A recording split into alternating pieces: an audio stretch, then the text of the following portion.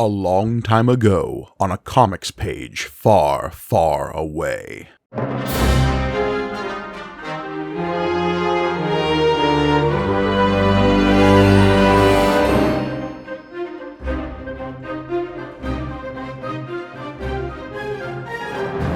Greetings and welcome to May the Panel Be With You, the Star Wars comic book show brought to you by the Punch Up Entertainment Network. I'm your humble host, Mike Gargoni, and joining me, as always, the millions of probe droids scouring the galaxy for Luke Skywalker, it's John Campbell. Hello, everybody. Oh, it's been a long time coming, but it's finally... This feels like one of the first real demarcations of progress on this podcast, that we've entered the second Star Wars movie era. Doesn't it feel good to have progress? Yeah, it does. Because, I mean, it can really be a slog sometimes. It does feel like, where is this guy? Especially for this comic that we often accuse of treading water. Well, here's what they've been treading water until they got to. Yeah, and look, it's maybe a little mean to say, but doesn't it feel so different just because we've gone now issues at this point without having to criticize Carmine Infantino? And that continues because he's still not doing this. Yeah, and look, don't build your hopes up. He's going to be back after Empire Strikes Back, but at least for now, and for the Infinities books we just covered, and that last issue of Star Wars before we even got to either of those things, we have been Infantino-less. And that does feel like a new era. Although, as you're telling me that it's maybe not as long-lived immediately as I want it to be. Because, yes, we are getting into our coverage of The Empire Strikes Back. It's The Empire Striking Back. We know it. We love it. We do. When discussed as a franchise, this is probably objectively the best Star Wars movie, would you say?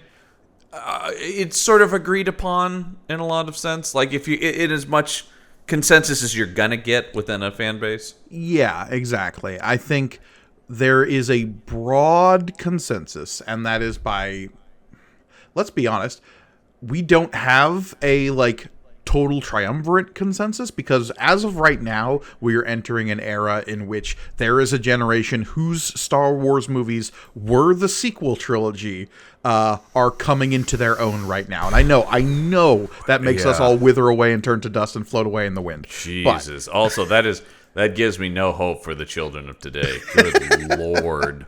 But I'm just saying that there is already a population of nerds that exist whose Star Wars was the interregnum between the prequels and the sequels, right? In the same way that we were between the originals and the prequels.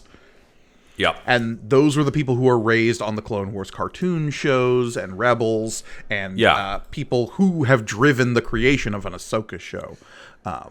Exactly, and I think that's I can get behind those people. I still think I'm maybe this is just because of, but it's like I'm pretty happy with where I am. We were old enough to know a time when it was just the trilogy, but young enough not to hate the prequels when they came out. Yeah, and that seems pretty great. That's a good sweet spot. And right now we are having a generation of people who are coming up who were 8 to 14 when the sequels started coming out. And that's... I know it hurts. But... Yeah.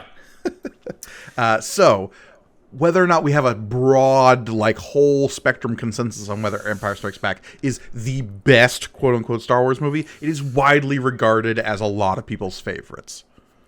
Yeah, it's the one that comes up. Probably most people are like, like I said, it's sort of the masterpiece or the Citizen Kane. I mean, it's sort of it's kind of a gold standard because it feels like it's certainly or at least in pop culture parlance, whether it's the best of these, it's certainly people still talk about it in the way of this is the Empire Strikes Back, right? Like it has such a stranglehold over pop culture. Yeah, look, and I don't know if you intended the pun there, but it's there. I didn't because I'm now calculating what that is, but sure, yeah. But look, No. this is the Luke, I am your father. This is Yeah. there is no try. There is only do. There is you thought it smelled bad on the outside. A lot of the iconic Star Wars stuff comes from this movie specifically. This is also where we get the first use of the Imperial March. This is really where Star Wars becomes Star Wars as a saga, as opposed to just a one-off movie that everybody was into. It's like this is where this was their guarantor, in the words of the guys over at Blank Check, right? Like, Yeah, absolutely. Because look, you can have a one-off Buck Rogers knockoff and have it be super popular, but to then follow up Yeah. and have it be something that is a like righteous follow-up to the movie you made that was super popular, and B basically cements itself as better than the original is so rare. I mean, yes, in the world of sequels, there's very few like sequels that people are like that are better. It's like this and Godfather Part 2 or Wrath of Khan. You know, it's sort of like Yeah. there's sort of that rarefied club of the second movie being better. The Dark Knight, I think, is in there. So that, yeah, I think, and this is kind of one of the first ones where people are like, oh my god, it delivered.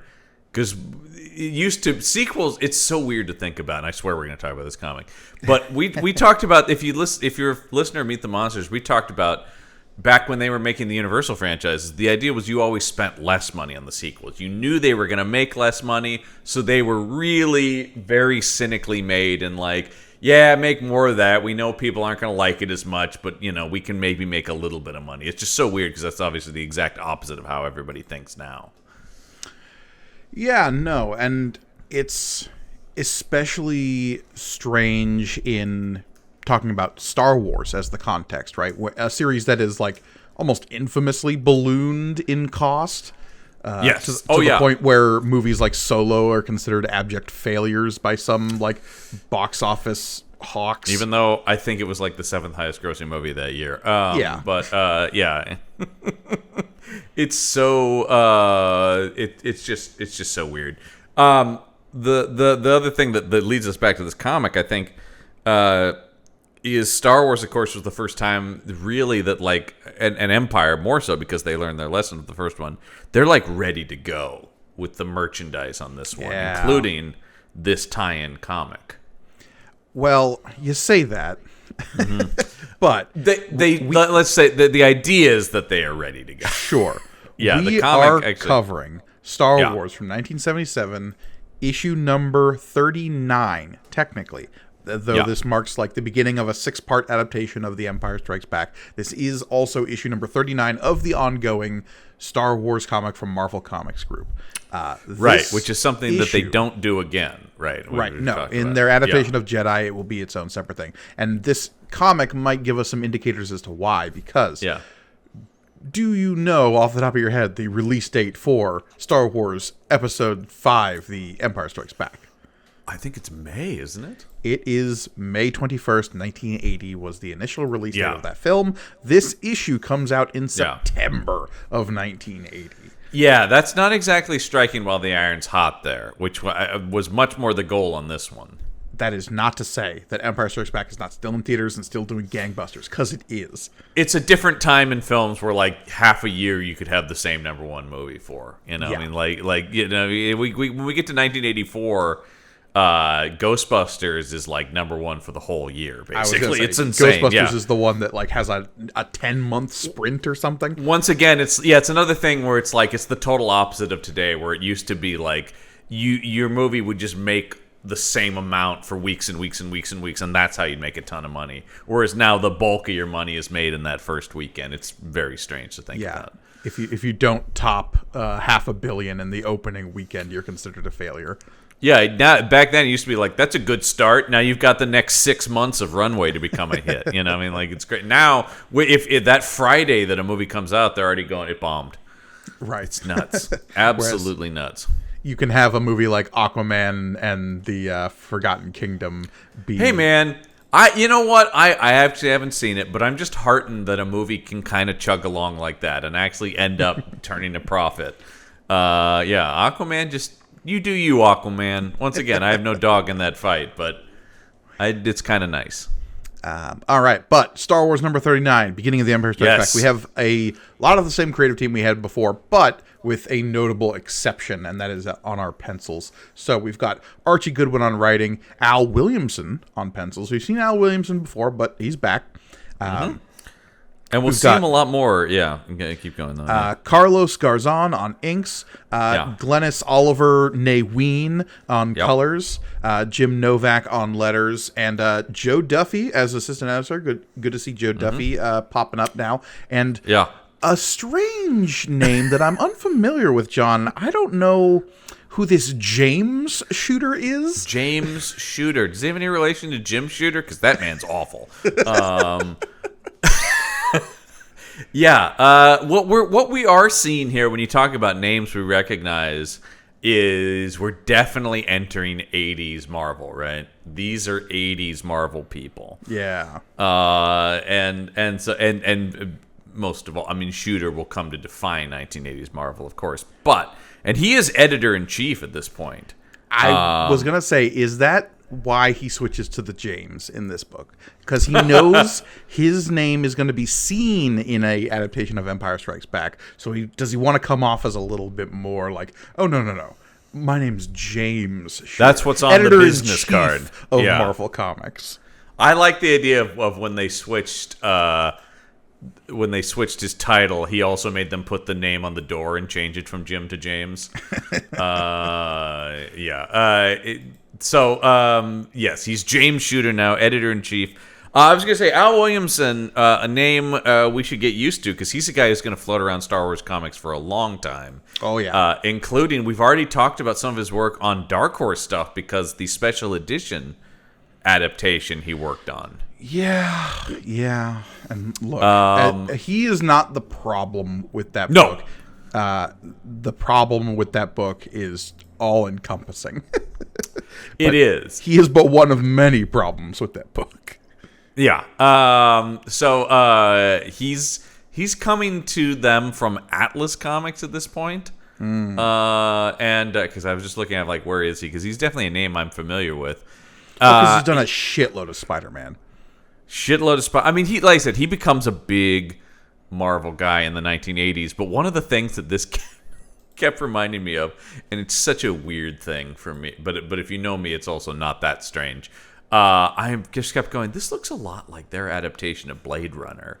And by God, if he didn't draw their Blade Runner comic book as well. Because they did a multi-part Blade Runner that I do remember collecting like through back issue bins. He also did the adaptation of the Flash Gordon movie, which was the same year as Empire Strikes Back. Oh, interesting.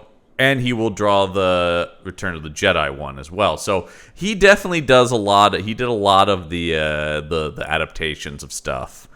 I mostly know him for being a pretty consistent artist on the back end of the New Mutants. In the late 80s, he sort of picked up the mantle of that book. He was also doing Daredevil at the time. Yeah, and he was really well respected inker, particularly. According to this, legendary DC Comics artist Kurt Swan, who sort of, as I always say, drew the Superman that you think of when you think of Superman. He called him his, quote, favorite inker. So, okay. He will be back with Marvel and Star Wars for the Return of the Jedi adaptation. But let's get into this cover here. As we have the Empire striking back. But what's this? This Marvel comic could be worth $2,500 to you? I saw that and my eyes turned into dollar signs like a cartoon. But I will say, I saw no details inside. I read this whole issue, then I went through it again. I looked for any hidden Easter eggs. I saw no details about winning these $2,500. One drawback that we have in the format in which we do this show, where the two of us read these comics digitally for the most part via Marvel Unlimited, it is a very useful app for reading through archives of books. Oh, God, something it does not preserve is ads and like additional material like writers columns a lot of the time. Later they start doing that later, but at least for these early issues we don't get a lot of the early letters columns. We don't get any of the old advertisements. You get some of them for like Stan Lee with some of the Stan Soapbox stuff, which makes sense. But yeah, there's not a commitment to that. I also know friend of the show Brendan Jones is consistently upset at the DC one because, like, in the early Action comics, they only have the Superman stories. And he wants to read the other forgotten character because, of course, he does. But like, yeah, it's because so some of those, there's some stuff like that. But yes, this is definitely like, oh wow, I want to know what this contest was. Yeah, for our listeners who aren't joining us over on the YouTubes, which I highly recommend, there is a big banner on the cover of this comic saying, this Marvel registered trademark comic could be worth $2,500 to you. And of course, this is before the collector's boom of comics, so how could a comic book be worth money? Yeah, I know. I want to know what that means. Well, we might have a bit of a bigger hint about what that means in the next issue, so stay tuned next week for what that could be about. Yes. So immediately, though, there's some different things about this cover. Number one, Luke Skywalker is no longer sort of the inset panel indicating the series. It's now C-3PO and R2-D2. Yeah, and I mean, look, they've always like consistently been the mascots of Star Wars, right? Well, especially once we get out of the original trilogy and into the prequels, and then it starts to be like, oh, well, these are the kind of the characters you're going to carry throughout the whole thing. Absolutely. To the point where they're shoehorning them into Rogue One and other movies. Which I still enjoy. Yeah. And immediately, though, there's also, the media blitz for this movie has gotten itself together. There's no, like, janky handwritten logo now. That is, not only do we have the proper Star Wars logo, but we have the proper Empire Strikes Back logo on here. When I just saw that Darth Vader on this cover had a lightsaber that was the same color as the lightsaber he had, I was like, oh, so we're taking this seriously now. Well, I will say, all of a sudden, Al Williamson is much more attempting to be photo match on, like, you know what I mean, like the likenesses, and that makes sense because he's a guy who, as we said, will do a lot of adaptations of stuff. Immediately, the art is so much cleaner in this, and so much more of an attempt to actually reflect what the movie looks like. Yeah, for better or for worse, there are some weird looking faces in this book, but there are. But immediately, just like all the details on this Vader on the cover are like, oh, this is a guy who's lovingly rendering Darth Vader. It's so interesting to go from the New Hope one where it's like, I don't know, we're adapting some space movie that's coming out, to you better fucking get this right because this is the biggest movie in the world. You know, like, it's crazy. And the ship's behind him because, of course, there's a whole fleet of Star Destroyers behind him. Plus that Super Star Destroyer, yeah. Yeah. And it's also weird coming off of Infantino, right? Because his Vader got like consistently weirder and weirder as the book went on. Yeah, we talked about that helmet getting wider and wider, and so there's no question that this is like when people buy the first issue of the adaptation of Empire Strikes Back, he better look like the Vader they just saw in theaters. Yeah, exactly. And does he ever?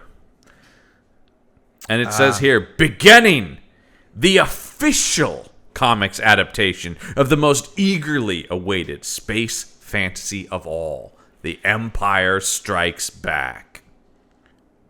Was there unofficial comic book adaptations? This is what I was thinking too. It's like, why do that where it's just like, we need you to know, unlike all the other bootleg ones of some guy on the street who's telling you, I drew Star Wars. Yeah, I know. Yeah, what are they competing with? And also, that's a dig at Flash Gordon, which once again was out the same year, because this is the most eagerly awaited space fantasy of all. Although Marvel also, once again, also drawn by Al Williamson, also had an adaptation of the Flash Gordon movie. Was he doing them at the same time? Pretty close, I would assume. I don't know when Flash Gordon came out versus.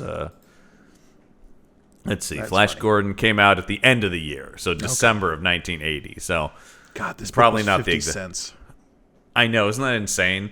Because comics are creeping ever up and up and up. I mean, last I stopped collecting them a couple years ago, they had reached about $3.99 was the standard, and I'm sure they're up to $4.99 probably now. Yeah, it's closer to 5 most of the time. All right, let's get into it. Let's get to our credits page. Yeah. Sorry, talk of money is depressing.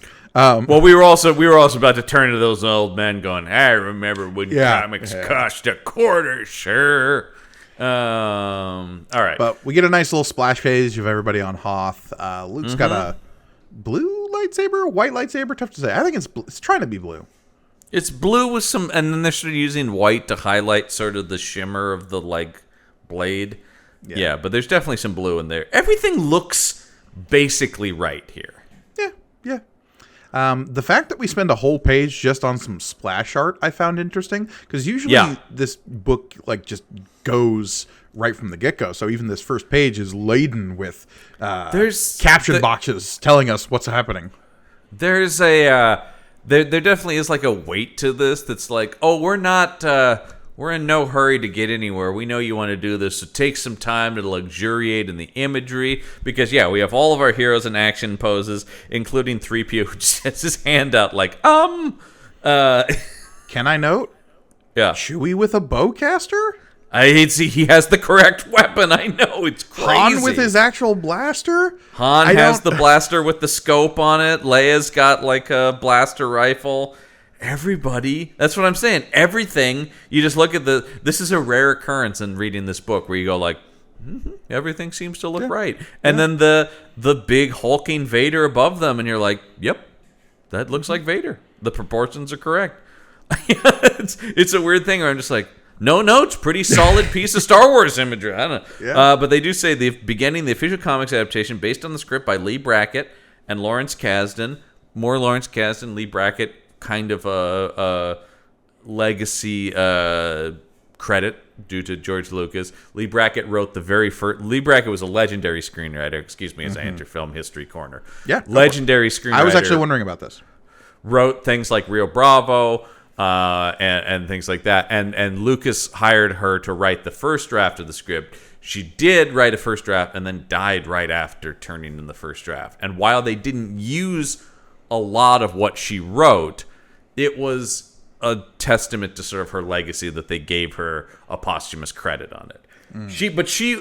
While they didn't use a lot of the direct details of what she wrote, she was the first to sort of begin to lay the track for what became Empire Strikes Back. And you can go, I've listened to podcasts where they've talked about Lee Brackett's script, and it's interesting. There's interesting stuff in there. Some of the structure is the same. The idea of they start somewhere, there's a battle, they get separated, they go off on their own missions, and then the individual details of that are different. Han's father was a whole part of it, and Han being royalty. Oh, weird. Han was Han had a big head honcho father who had a lot of connections, and he's like, Leia, I know he can help the rebellion, but I hate that guy. What a weird alternate history. Isn't that crazy that he's kind of had a Star-Lord vibe where it's my dad's an asshole, but he's got power. And there's a lot of weird stuff in there where you're like, my dad's Baron Tag. Oh, that would have been something. My actual name is Han Tag. All right, let's turn the page. And yes, a crawl that immediately you're like, Yeah, because let's start with this opening crawl here, and let's see if you can spot the differences, John, because after the destruction of its most feared battle station, the Empire has declared martial law throughout the galaxy. 1,000 worlds have felt the oppressive hand of the Emperor as he attempts to crush the growing rebellion. As the imperial grip of tyranny tightens, Princess Leia and the small band of freedom fighters search for a more secure base of operations. I will say immediately, and because while I don't have the crawl of Empire memorized per se, I did immediately go this isn't it. And also when I did go back and confirm what the crawl for Empire was, this is not great. This feels like a first draft of the crawl. Yeah, and for those wondering, it is, because as we all know, the actual opening crawl for Empire Strikes Back reads as, "It is a dark time for the rebellion. Although the Death Star has been destroyed, Imperial troops have driven rebel forces into their hidden base and pursued them across the galaxy. Evading the dreaded Imperial Starfleet, a group of freedom fighters led by Luke Skywalker have established a new secret base on the remote ice world of Hoth. The evil Lord Darth Vader, obsessed with finding young Skywalker, has dispatched thousands of remote probes into the far reaches of space." Immediately, when you just look at the two, the one they use in the movie has way more evocative language in it, right? I mean, starting with, "It is a dark time for the rebellion." We're using words like obsessed, dreaded, the evil Lord Vader. You know what I mean? Like, Pursued, hidden. Yeah. There's just more. Immediately, you're just sucked into this more. This reads like, I don't know, they blew up the Death Star and then a bunch of people ran somewhere. Yeah, and look, this begins yet another series of what were they working with when they wrote this book, right? Like, we did this a lot when we were covering our initial adaptation of A New Hope, and I think we're going to do that again here because it becomes very obvious very quickly that they are working off an early draft of the script. We have, in a rare moment of academic professionalism, we have done a little bit of research as to what they could possibly be working under. And I have narrowed it down to probably a shooting script that was like a fourth draft that Kasdan had at some point. Those are the ones I've been able to find online.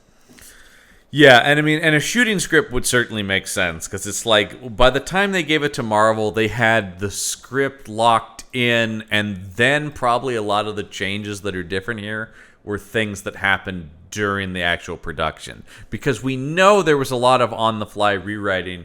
You can go online, and I'm sure it's published in a book somewhere, but you can actually go see like Carrie Fisher's script where she's changed dialogue. That's well known. It's pretty fun to see because she's got like margin notes. Yeah, she's got like where she's crossed out words and is like, I'm gonna say this instead. Like she's actually got like dialogue punch up. I'm gonna look that up now actually because that'll be interesting. Carrie Fisher, of course, later like a famous Hollywood punch up. Oh God, yeah, like one of the most respected script doctors in Hollywood. So yeah, and a lot of the Princess Leia dialogue changed because of her in this movie.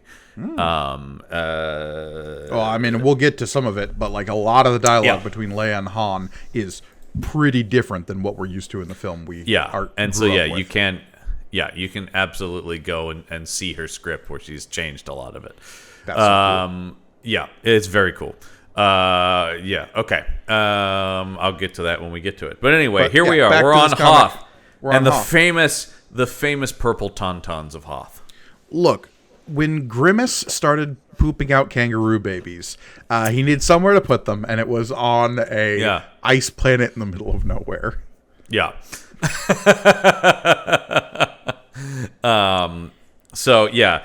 Hoth, a world of frozen landscapes and sub-zero temperatures. On patrol, Luke Skywalker pauses, scanning the sky with his macro binoculars. Once again, I'm looking at him doing that. Yeah, no, yeah, it's.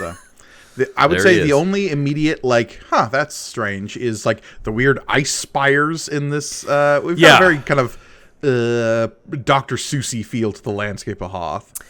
It's another thing where you wonder obviously they have some art, right, that they're based this off of, because like Luke's outfit looks mostly right, and even if the tauntaun is purple, it's basically the right shape of something.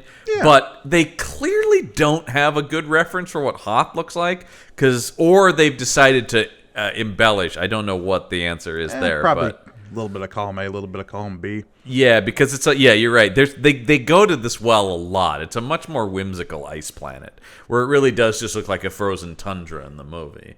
Yeah, look, I like some whimsy in my ice planets. Don't get me wrong. So I'm not complaining necessarily. I'm just noting the differences.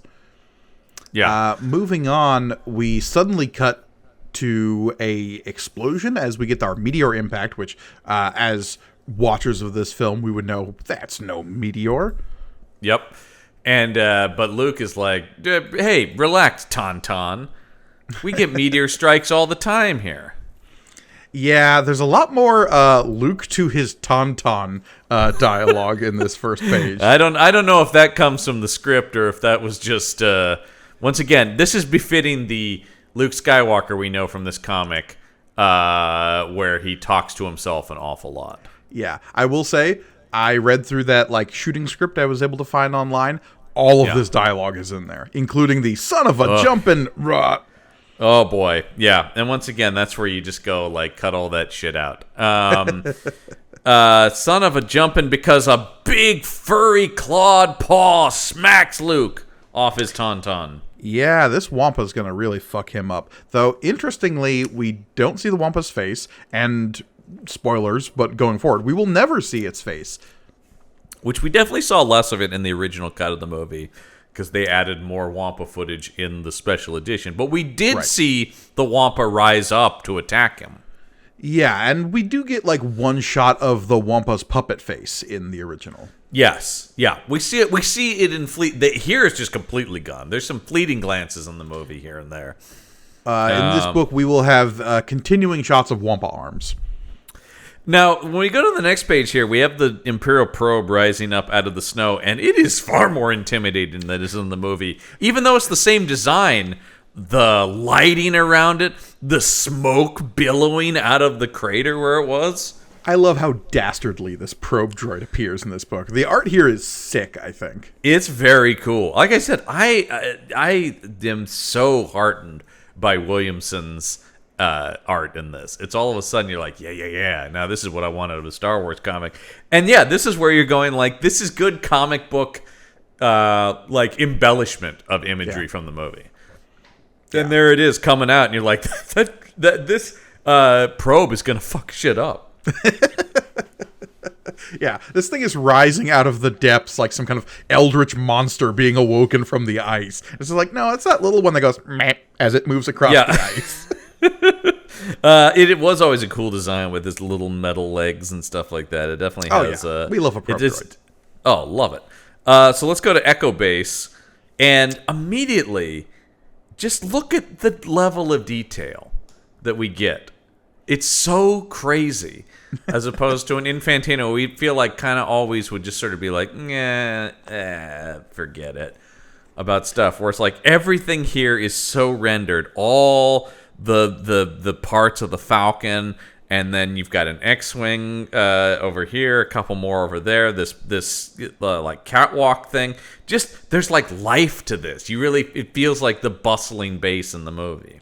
Well, especially when the captioning goes, elsewhere within the caverns of laser-blasted ice, activity reigns. A stronghold is under construction. Only a few pause in their work as a lone rider returns. And you feel that in the art. You definitely do. And Han is riding in on a properly colored tauntaun. Well, this one's kind of a milk chocolate tauntaun. It's closer. They're still going for the actual tauntauns are not like a solid color like this. No, and I think they're like gray and white for the most part. Yeah, like they're kind of like winterized yak colored. Winterized yak is a perfect description of them. I don't remember these guys in red ball caps running around. Yeah, they're Echo like Base white either. and gray. Yeah, that makes sense. But check out this guy with the bright red cap on his head. What is that guy? That's no Imperial outfit. John, he's a Red Sox fan. He's going to rep it even when he's on duty. Hey, I'm Solo. I'm trying to listen to the game over here. And look, the curse hasn't been broken yet, so these Red Sox fans in the 80s, they're the diehards. The Sox are breaking my heart. Jeez. Yeah. So, Han's riding in, and he's going, Jesus Christ, it's cold out there, man. Yeah. Though, interesting, we have some dialogue here that constantly Kasdan in these early scripts is trying to get Corellian as a word going. And it's just the fact that we never hear the word Corellian in any of the films until Solo is wild in my head, because I just know Han Solo is from Corellia. Yeah, the idea, we hear Corellian because they talk about the big Corellian ships. We don't hear it in relation to Han. Mm-hmm. And it does speak to, he had a lot of Solo just ready to go, right? Like he had been thinking about that for a long time. Yeah. The scene, it is kind of sad because I love Lawrence Kasdan, and I don't bash on the scene as much as some people do. But literally, he talked about that scene where he gets his name as like, I had that in my head from day one. That was the whole impetus. If I was going to make a Han Solo movie, the idea of the guy going Han Solo, like that was the starting point of that movie for Lawrence Kasdan. And maybe he should have started a little bit later once he figured out the rest of it. But it's really interesting that he's like that, where he was just like, that was the first, I knew that scene. I'd always wanted to write that scene. And then everybody's like, that was dumb. I think it's okay. I mean, I think it's, it's a little like, okay. But, anyway. Let's go to the next page. We've got Chewie looking like Chewie. Look at him. He looks like Chewie. He does look like Chewie. I will say Han is rocking a longer coat. It's almost approaching duster length as opposed to sort of the more like waist length coat he wears in the movie. Yeah, and he's also just got his A New Hope duds just underneath that coat. yeah. They aren't giving it. Once again, it makes me wonder if they're working off of like costume design drawings as opposed to actual pictures of Harrison Ford. Because this looks like they've taken concept art. Yeah, like maybe Han could look like this in the movie. I don't know. I will also say I think the Han face is, of the like main trio, is probably the weakest of the three that Williamson has. It definitely is. It's an interesting jump from Infantino to Williamson though, because he nails Princess Leia, and that's where we've been the harshest on the designs in Infantino. But look at the last panel here. Like, that is such a great rendering of Carrie Fisher. And where I'm talking about the Han Solo design, he perfectly has Leia's Hoth outfit. Oh, yeah. And hair. For sure. Yeah. And just, like, her stance and her posture, and, yeah, just nails it. So now, Gorgoni, I threw in our Discord chat here. If you go to the chat for the panel we're in. Uh-huh. I sent you this page of dialogue between Han and Leia with Carrie Fisher's notes. Oh, interesting. Okay. And this is from I think this is from the same draft you were looking at, which was the February 1979 draft. Is that right? I am going to see if I can, let's see. I'm going to see if I can pull this up on our YouTube page. So people watching us on YouTube. Yep, there we go. Okay, I got it. Yeah. So for those watching us on YouTube, you can see, wow, this looks like the scribblings of a mad person. Well, it is. Yes, this does say this is the fourth draft, which is what we were looking at. I see over in the corner. Interesting. Yes. Star Wars 4 draft, February 1st, 1979. So, and this is obviously what she would have. So, yeah, this is crazy, though. Look at this. She's changed a lot here. Yeah, and obviously, like, she's trying to get, like, the dialogue to flow a little bit more. Mm-hmm. And she's also taking out, it's interesting, she takes out some of the physical directions, too. Well, because you never know, like, what she's going to be doing on set and, like, how the set has been built to change things. Yeah.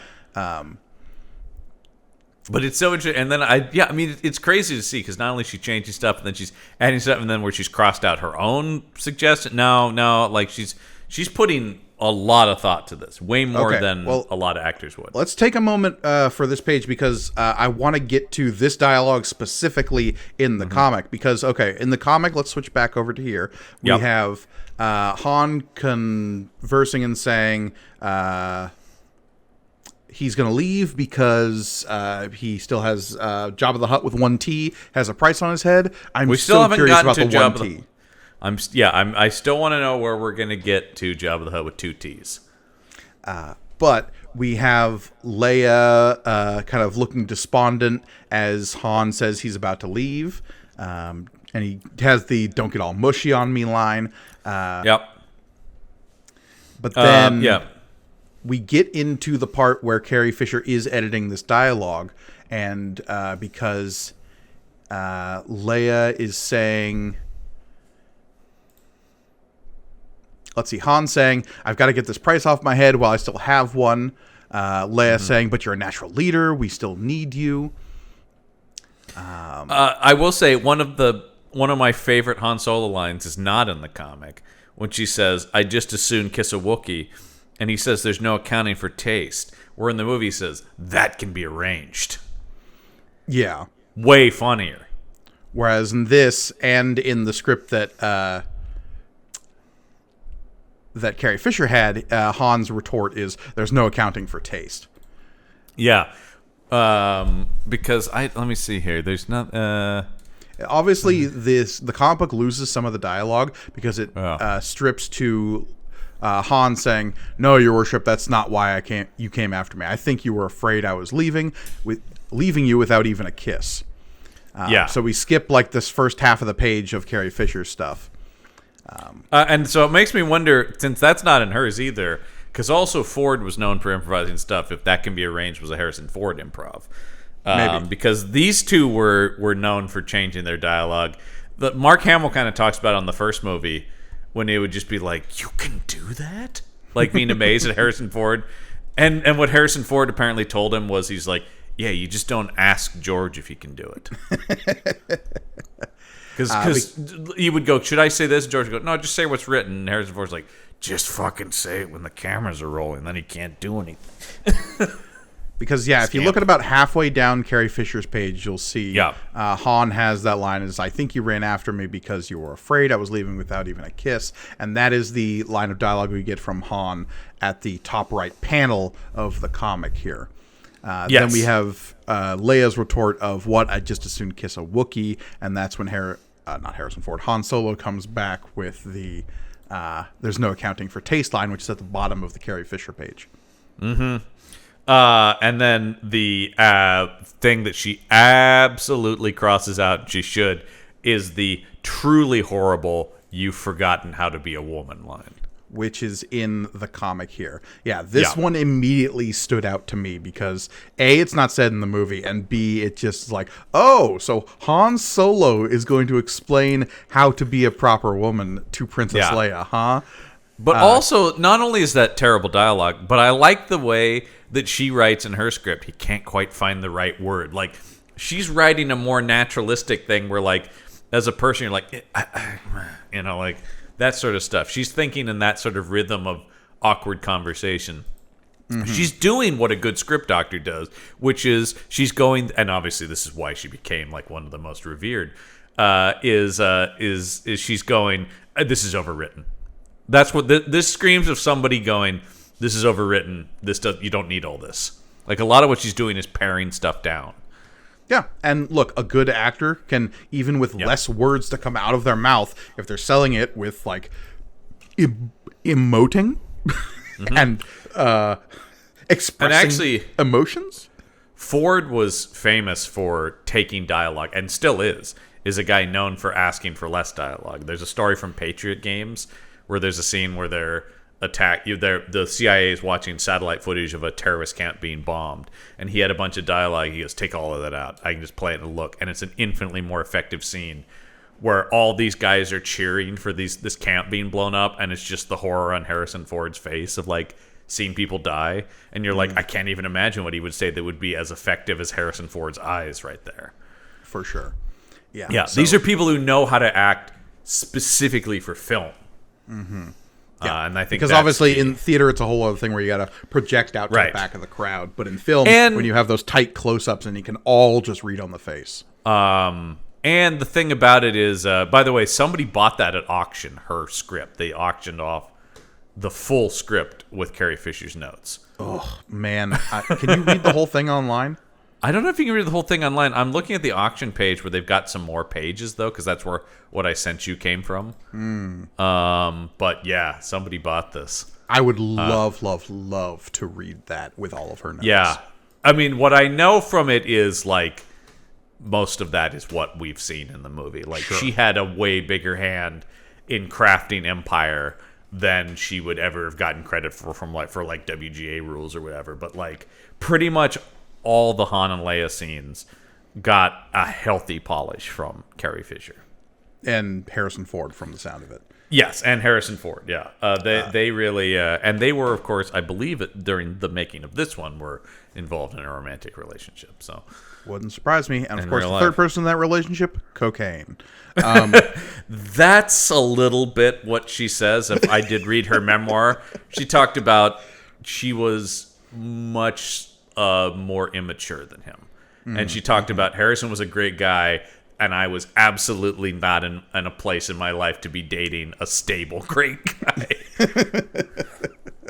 So she speaks very well of him, which is, of course, nice to hear. But yeah, talks about her own life was fucked up. Getting back to the comic a little bit. Yeah. Fun to see the back and forth here of the evolution of this thing. Yes, Because- it's interesting because we are because that's what's interesting about this comics. We are almost reading not a first draft, but a earlier draft of what becomes the movie we know. right, and Which is so very this much the comic, case right here. with way less editorial oversight than Carrie Fisher or Harrison Ford. He's just reproducing the dialogue that was written in whatever shooting script was there. Because I will bring that up now, actually, for our YouTube viewers. We will see. I have got this shooting script here, and I'm going to try to find the exact page for this as well. Let's see. That was page 15 of that script. So if I bring this to page 15, presumably it should be pretty much the same. We'll see, though.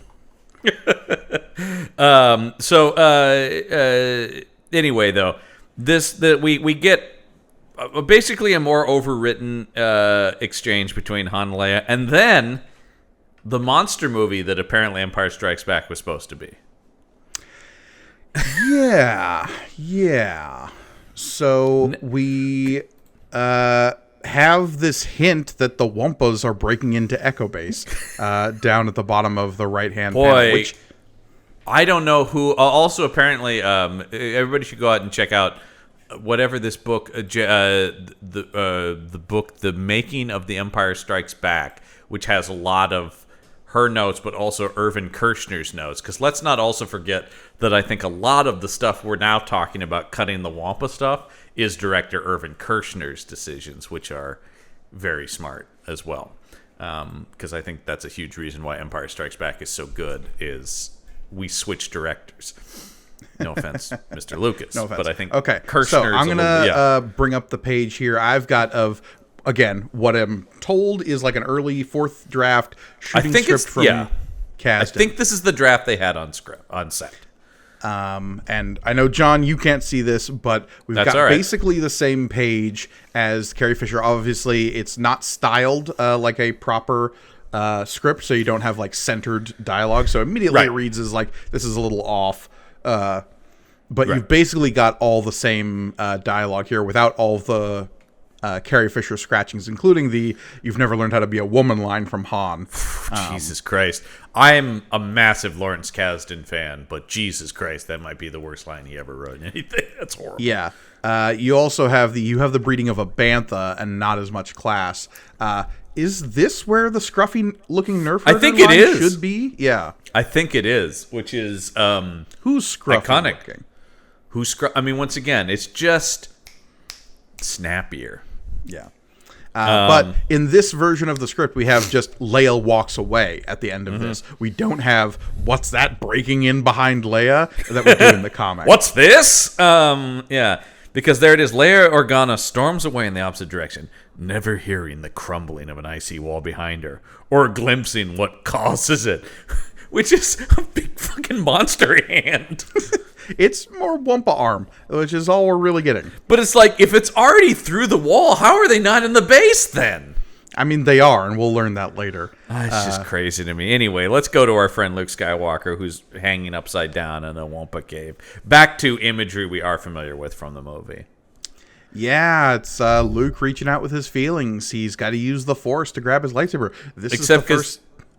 Yeah, this is a great moment from the movie. I remember this being one of my favorites as a kid. Was like, oh, he's gonna get it out of the snow,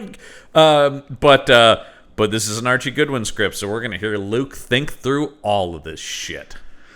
Yeah, and look, we got a little bit of Force Ghost Obi-Wan saying, "Luke, relax, just be cool, dude." Luke, hey, Luke, it's me, Obi-Wan again. How you doing? I'm back in the book. Yeah, Obi-Wan talks a lot in these comics, as we know. Hello, hey, is this thing on? Hello, everybody. DJ Obi-Wan broadcasting live to the thoughts of Luke Skywalker. It's old Ben Kenobi on the ones and twos. But here, I just, Luke's like, lightsaber. If I could just reach it, I can't. Oh, God. I mean, once again, it's a thing where it's like, let the art. I can see his hand reaching for it. Also, I have seen the movie too, which, I mean, it's always this weird thing, right?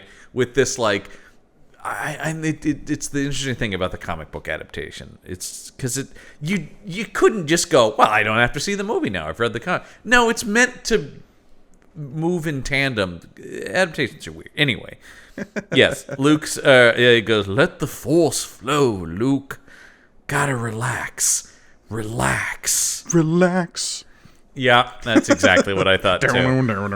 Yeah, go to it when you wanna go through it. When you wanna grab your lightsaber. And so the rhythm's not quite there. No, it's not. It doesn't quite work. Too many syllables. But so yes, he does grab the lightsaber. He pulls it to him with the Force, cuts himself down. But a menacing shadow looms. It could be anything. As his father's light blade. That might be the only time I've ever heard that term used. Yeah, I don't know exactly what they're thinking with the captioning there. Yeah. It sizzles into the ice. Ooh. Yeah. Is this the first instance of Force telekinesis? Yes. I'm just trying to think, like, because, look, the book has been a little loosey-goosey with what the Force is. Because I just wanted to... Let's take this from our point of view as the readers of this comic book. Yeah. Up to this point, the Force has been, like, a weird mental thing. Yeah, I think it is. Other than, like, Luke basically using the Force to go into Zen fugue state to defeat Baron Tag in his cyber vision. Right. I think this is. Okay, we've not had any, like, real willy-nilly Luke moving stuff around with the Force in his mind.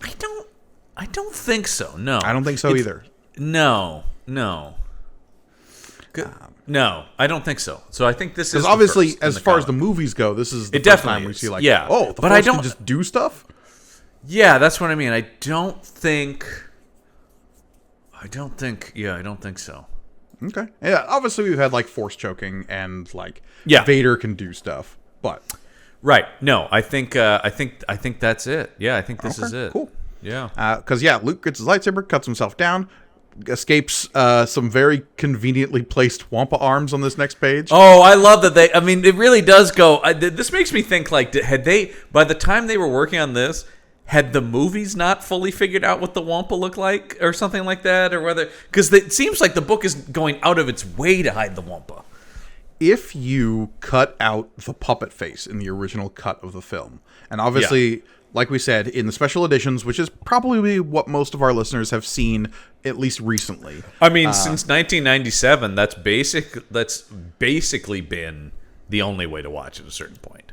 Let's say exceedingly difficult to find the older versions. Maybe more mid 2000s. Once the DVDs came out, that became, because you still could go back to the old VHSs, but right. once it went to DVD, it's only special editions. So, yeah, and in those we got the sequences of the Wampa hunched over presumably it was eating Luke's tauntaun. And it slowly like turning and standing up and then lumbering towards Luke as he's trying to cut himself down. Which I actually like. Yeah, totally. Because actually, I think we've talked about this before, right? The Empire Special Edition is far and away the least egregious. I think it is. Yeah, I think it is. Period. There's no glaring thing in it. Like New Hope has Han shooting first as the Jabba scene. Jedi has the fucking nightmare that is the musical performance in Jabba's palace. Why all this hate for Sice Noodles? I don't get Sice Noodles. Yeah. Oh, we'll get to it. Yeah, Jesus Christ. And also, I'm just saying, later they'd have blinking Ewoks, yeah. Yeah. And the no later he adds the no. And then yeah. Whereas Empire, it's mostly like you see the Wampa. There's like more to Cloud City, and he changed the Emperor out, which I think is actually a good change because that just makes it consistent. That's why I also don't have a problem with it being Hayden Christensen at the end of Return of the Jedi. You're just like, okay, sure, yeah. Consistency, yeah. Yeah. I think, I'm just trying to like dial back in my head. The big fixes in Empire were, they added windows in Cloud City so you could like see outside in corridors. I think there's a longer Cloud City approach sequence so you can see kind of the scale of it. Yeah, and you also, I think, you follow more of like one of those like skiff, the two cockpitted skiff things that come in and around. Yeah, there's just Sky cars, yeah. Okay, there you go. That's actually pretty simple. Those things fly around a little bit more. But it's pretty untouched, which I think speaks to. I think the big fixes were mostly technical because I know, like, I owned the VHS copies of the special editions, and there was like a little featurette at the end of each of those VHSs that were like, these are the things we added and fixed. And one of the big ones was there was like some digital corrections they did during the Hoth battle sequence to like make it so you couldn't see through the cockpit of the snowspeeders in certain sequences. Here's as I've talked about before, if he had just done that stuff, we all would have been like, that's great. Those are great. Just clean up. They did, speaking of Flash Gordon, Arrow Video did an amazing 4K restoration of the 1980 Flash Gordon movie. And one of the things they went in and did is just cleaned up that stuff. Cleaned up some of the edges of, composite shots. Took out some of the clear wires you could see. Mm-hmm. Just a little cleanup. And that was received really well. They just made it look a little nicer. They didn't add a musical number. No. No more than was already in there. But okay. So anyway, back to this comic. Yeah, again, we're only getting distinct Wampa arms. Yeah, and Luke he rolls, slashing out with his light blade. Stop it, Archie Goodwin. You know it's called a lightsaber. Yeah, you know that, man. And a scream of pain fills the icy gorge. We don't even see in the movie. You see the arm come off. Yeah, and that's why I think maybe that's all they were going with, is because the only real distinct thing you see in that original cut is the arm.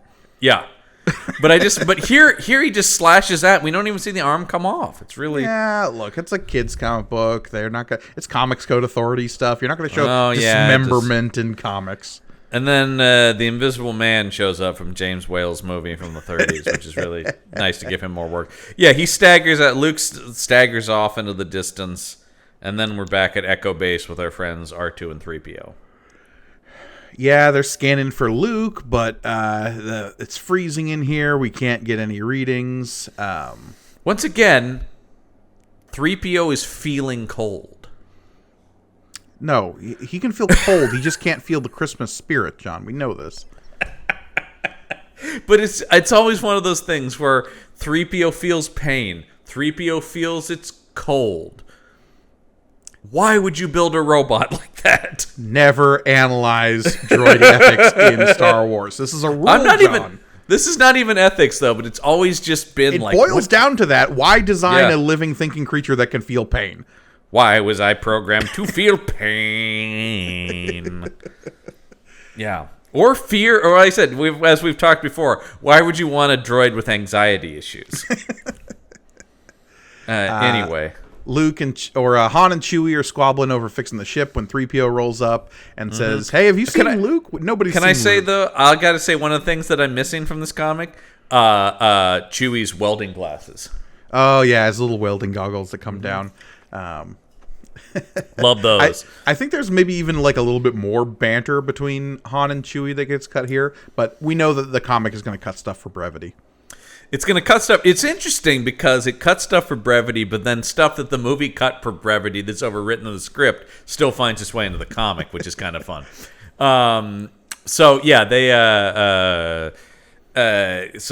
Han's still working on the Falcon, of course, because the Falcon's, as always broken down. Mm-hmm. They find out Luke hasn't come back, and the random rebel guys just like, look, we've also got other problems. Something attacked one of our Tauntauns.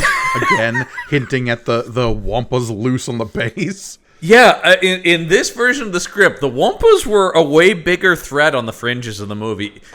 In the actual Empire Strikes Back movie, it's basically just that one that's bothering Luke. Correct. Yeah. Yeah, that's it. It seems to just be. In fact, I've always just called it the Wumpa. I've never really thought of it as there are Wumpas about. There appears to just be he's almost a Bigfoot-like creature in the movie. Yeah, there's more of them around. There's a fun short story in the Empire Strikes Back from a certain point of view. Yes. That is from the Wumpa's POV. Nice. But we also have a series of Wumpas in this version, as well as there's a famous deleted scene in which the Wumpa arm appears to grab a stormtrooper during the Battle of Hoth sequence. Which is very fun, but I understand why it got cut at the same time. Like I said, this feels like a Kirshner thing where it's like, get those Wumpas out of there. Get the snow guy, the big snow furries out of there. Thanks to Matt Gorley for his Irvin Kershner impression. Luke is still missing, so Han is about to go riding out to go find him. The night storms will be there before you know it and kill you out there, at which point Han Solo says, I'll see you all in hell. One of my favorite Han Solo lines. And I know that's raised tons of questions for what is hell in Star Wars. We've had this conversation, right, about like... Okay, I won't go into it. I mean, once again, my read was always like whatever the version of hell is. It means I told something. you it was a planet. Yeah. Anyway, here goes Luke hallucinating in the desert, or in the tundra. Technically still a desert. Yeah, it's an icy desert. And then hello everybody, I'm back in the book now. Hello everyone, doing a cameo. This is for Luke Skywalker on his birthday. It's a cameo. Don't worry, later they'll let me sit down. Yeah. Oh god, I have to stand for this scene. And so he's like, Luke, I know you're freezing to death. Just real quick, I need to tell you about this guy Yoda and where he is. Just for the love of God, listen to me.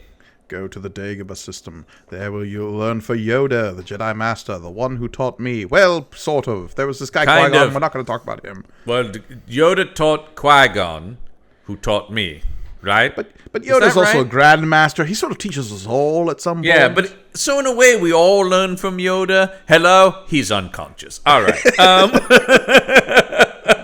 And then, does he say this in the movie? You're our only hope. Does he? I don't remember that. In the movie, no. No, I was gonna say that does because here it's the reversal of the Princess Leia, him being the only hope, and Yeah, clever script writing maybe doesn't translate to film.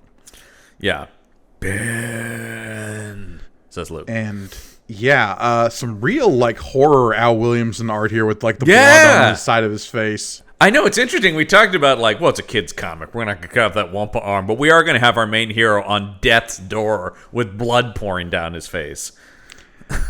Yeah, and he will collapse to the ground, but it's okay, kids, because Han Solo's here to save the day. And he's going to save the day how? Unclear. Look, he just does. Don't worry about it.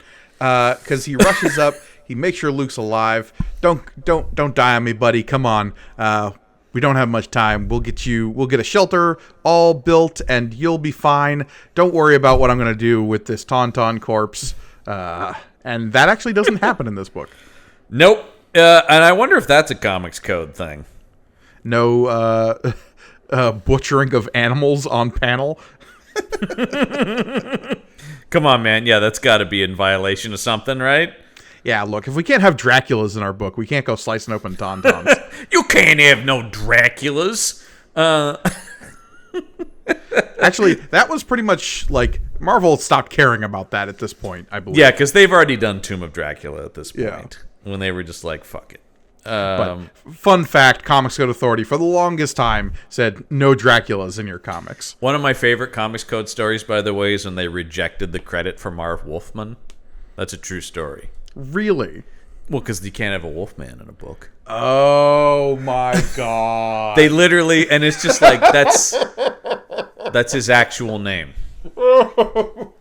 I knew that you couldn't have werewolves because of Comics Code Authority because they're scary monsters and that's right. Not allowed. But they're just we see you mention something here about a Wolfman. when he first started writing in comics. Yeah, Oh, that's so funny. like that's his legal name. All right. Yeah. You get one pass. All right. So yeah, back to 3PO and R2 at the base. We got to close it down, R2. You can't keep scanning out there. Your signal's so limited, kid. Yeah. Come on. I do like where it's just like, come on, R2, you're out of your mind. You know you can't do that. And then when we turn the page, we've got this rebel guy going like, I'm sorry, Leia, but we just can't get him, man.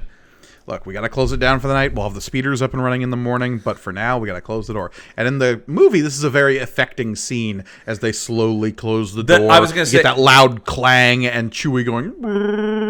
The Chewie thing is what I was going to say is really missing from this, because that's so key to the thing. And it's so key to the undying bond between Han and Chewie. Mm-hmm. And then 3PO's like, R2 has already computed it, Your Majesty. He says the chance of survival are 725 to 1. Actually, R2, I don't think we needed to know that. Which is interesting because later he'll do the, of course, thing in the movie. Yeah, the odds of survival thing is a 3PO thing and less an R2 thing. So seeing R2 say that here is a little strange. But then I like that it's just like immediately on the same page they find them. Yeah, because, look, we can't have any tension in comics. We can't have perceived peril. It's another thing where the pacing of this comic is so fascinating, where they make the breaks, where they choose to focus time and not in adapting this movie is so fascinating to me. Because, they're there, they just find Han, and then boom, we've got Luke in the back to tank. Yeah, next page, just boom. And weirdly, we have, like, Luke muttering and being audible in the back to tank, which is absolutely not a thing in the movie. But and that's because he's, like, actually in a tank of water with, like, a face mask on. Yeah. And weird. I don't like it. Snow creatures. It just reminds me of Homer's night terrors on The Simpsons. Cobras. Snow creatures. Yoda. Go to Yoda. And he's talking crazy again. Yeah, the kid ran into something mean, and it wasn't the cold. What is up with Han's face here? Han's face, yeah. Han's face is weird. However, he now is dressed like he is in the movie. Yeah, well, look. I don't. Yeah, Han's face is might have been a coloring issue before, because if you draw that black and have a coat over it, maybe it looks like he's wearing a vest when he's. But he's got the proper shirt now and stuff that he has in the movie, and so Leia's like, "Is he gonna be all right, droid?" And this droid's like, "I don't fucking know." No, the droid's like, he's responding well to the Bacta. He'll be fine. It is, but also, I'm more worried about mental issues here because he's muttering crazy shit, man. And look, we all know that this scene was whole cloth invented to cover up for the fact that Mark Hamill was in a terrible car accident. Yeah, a completely face-changing car accident. Commander Skywalker has been in Dormo shock. Sure. Yeah, that happens. Yeah, Dormo shock. I love when terms like that are just thrown about. And then, is this a Leia word bubble? Because it is, but it looks like it's going to 3PO. Yeah, it's a little unclear. Yeah. But it is her saying, Han, if you hadn't found him, I don't know how to.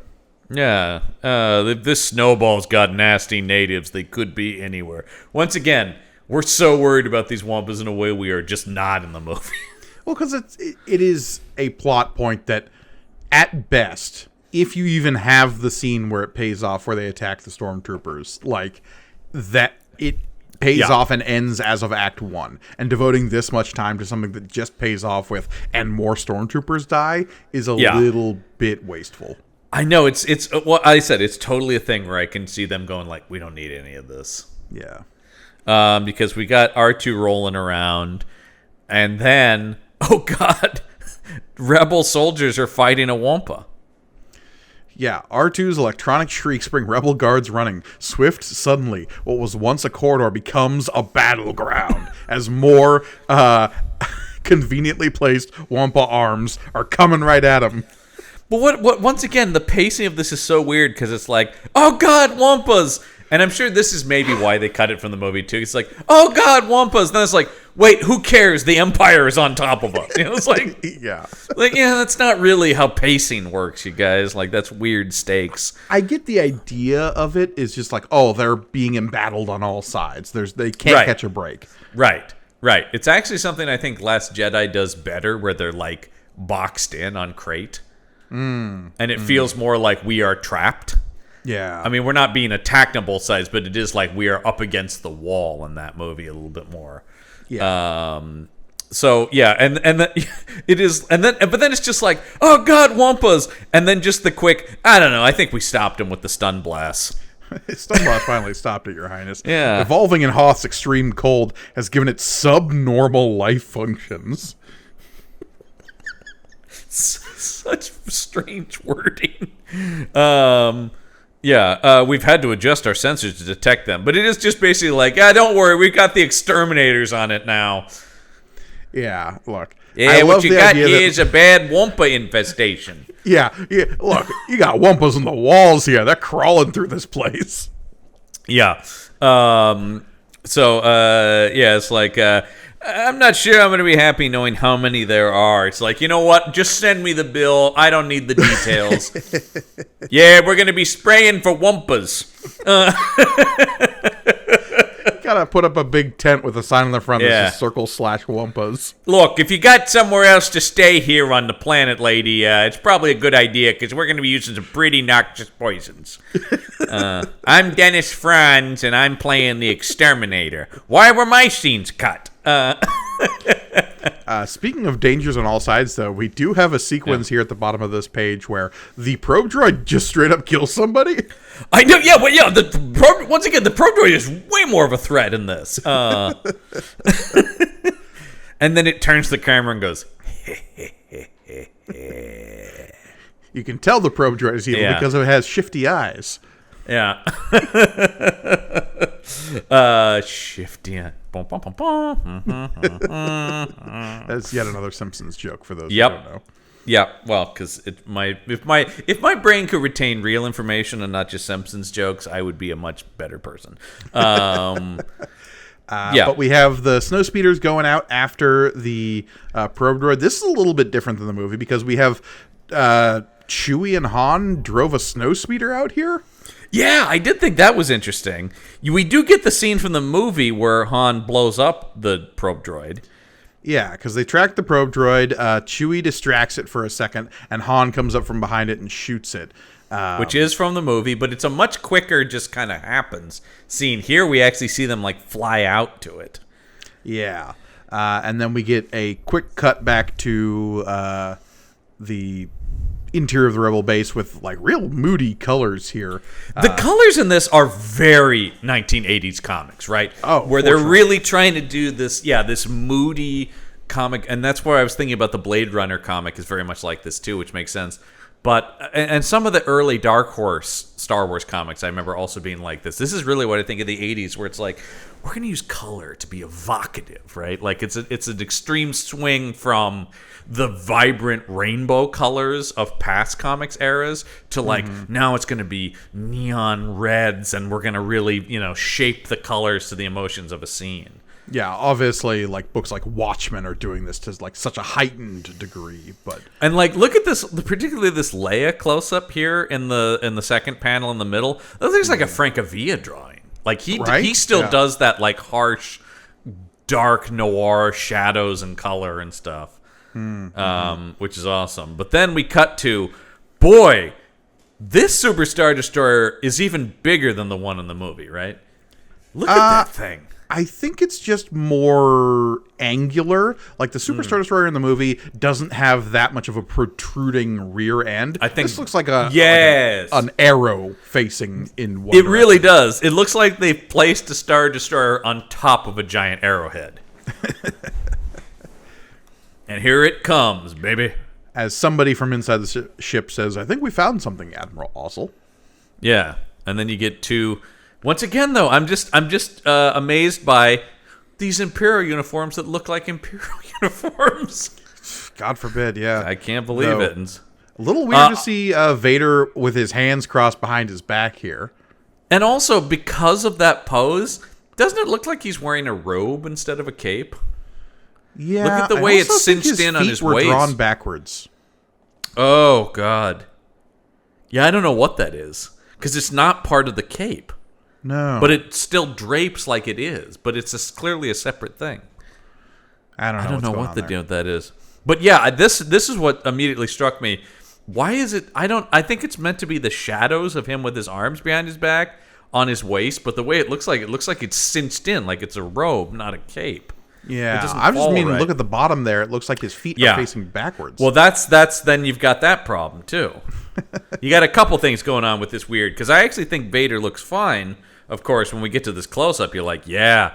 And the coloring and inking on this is great, where you're actually getting the light going across the metal of the helmet. We're really getting a sense. He's much more foreboding in this than he has been.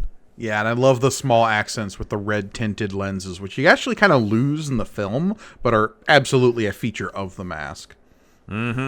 Yes, absolutely. No, and that's really cool. Once again, to bring out more of that in the comic book design of him, right? Like it makes him feel more like a comic book supervillain, but without overdoing it. And so here we go. It's like, all right, everybody, we're going to Hoth. Yeah, because Pack your bags, kids. It's Hoth time. we've got thousands of probe droids searching the galaxy, Captain Piet. I want proof, not leads. And Vader's just like, no, it's Hoth. Yeah. Trust me, it's Hoth. Look at me. I'm the captain now. Admiral Ozzel, was it? Yeah, that Yeah. won't last long. Yeah, good luck with that. We'll see how long that lasts. Anyway, though, next issue promises Battleground Hoth. Ooh, yeah. Because Vader is convinced that Hoth is where the rebels are located, and that's where Skywalker is. Skywalker. Yes, young Skywalker. Don't worry about when I learned whether or not he is, or what his name is, or whether or not he's my son. Don't worry about Yeah. that part. It's unclear which draft that was added in. That's It the doesn't interesting thing I'm looking forward to in this, because like there's no way they avoid the Luke I am your father twist, right? Like that is Of course. ingrained in But- it. but that by is the not time- in the shooting script. Yeah, but by the time that's coming out, the movie will be many months of having been released, right? Yeah, no, absolutely. So, yeah, I don't know. But, obviously from moment one, they wouldn't have been. Because that was never in any script, Yeah. as we know. They never shot that on set. It was only James Earl Jones' voice record where they had that said. Because, that was the thing about Irvin Kershner talking about only he and Kasdan and Lucas knew. And it was like, so if we know if it leaks, we know it can only be one of the three of us. Right. Yeah. And so the fact that this book was clearly written under an earlier draft, but that twist has to be included for it to be a legitimate adaptation is a strange balancing act. Yeah. It'll be interesting to see. I would love it if it's not. Yeah, of course it will be. But it's just like, nope. Because, of course, the thing they shot on set was, you don't know the truth. Obi-Wan killed your father. Right, exactly. Which I do love Mark Hamill's story about. When they told me that, I thought, what a twist. Obi-Wan's the bad guy? He's like, I thought that was good. Like, I thought, whoa, that's going to really throw people. Anyway, yeah. there it is. That's part one. We take it next to the Battle of Hoth. Yeah, wonder what'll happen. Yeah. God, I hope things go well for the Rebels. I really do. I think they're going to introduce a fun new character. He's Luke's buddy, his sidekick, Dak. I think he's going to be around for a long time. I really look forward to meeting Dak. Oh, yeah, baby. But, of course, if you want more from this show and all the shows of the Punch Up Entertainment Network, you can head over to our Podbean patron page, which is patron.podbean.com/punchup. Once again, that's patron.podbean.com/punchup. There you get cool exclusive bonus content from this show, all the shows on the network, as well as help support us. Yeah, absolutely. And of course, one of the best ways to consume this show in particular is to join us over on YouTube. There you can like, comment, and subscribe. Help support us on the Punch Up Entertainment Network. That's youtube.com/punchupentertainment. We were talking a lot about things that you couldn't see if you're just a listener today, especially if you want to get a look at Carrie Fisher's script or the other versions of the script that we're comparing this comic to. You can see all of that over on our YouTube page. And if you go over there, make sure you like, comment, and subscribe below. Ring that bell for notifications. Yes, indeed. I think that's going to do it for this week, though, because I have been Mike Gargoni. I'm John Campbell. And remember, may the panel be with you.